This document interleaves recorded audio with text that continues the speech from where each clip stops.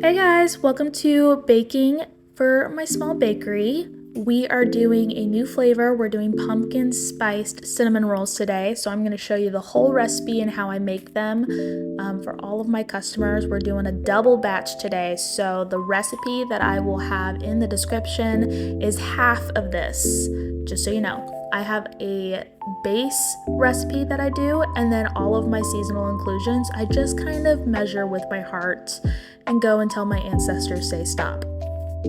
Here you can see I'm adding pumpkin and maple syrup into the dough itself, and I'm also adding in some pumpkin spice.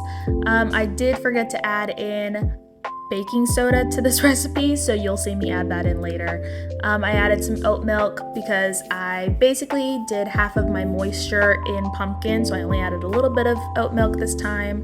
And then we pull it all out, knead it up so it's a nice firm dough to work with, and then we will start rolling it out.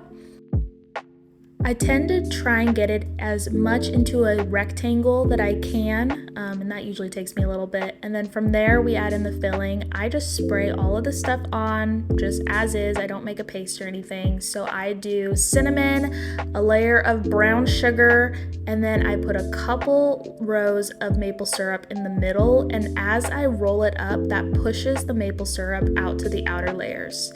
And then once it's all rolled up into a log, I will get these trays out for my farmers markets and my pop-ups, and I will start divoting them up. I try to make sure I always have one cinnamon roll extra, especially when I'm doing new flavors like this, so that I can taste test it and make sure that it's actually good.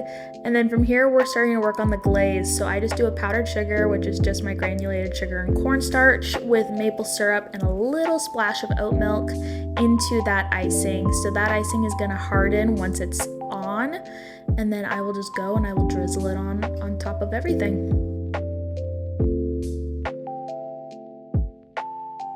All right, and the moment of truth, we're gonna eat that extra cinnamon roll and make sure that it tastes good before I take it to my customers.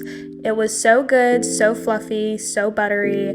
The icing just did a perfect amount of moisture to it, and this might be my favorite fall flavor. I'm usually not a pumpkin spice girl, but cinnamon rolls, yes.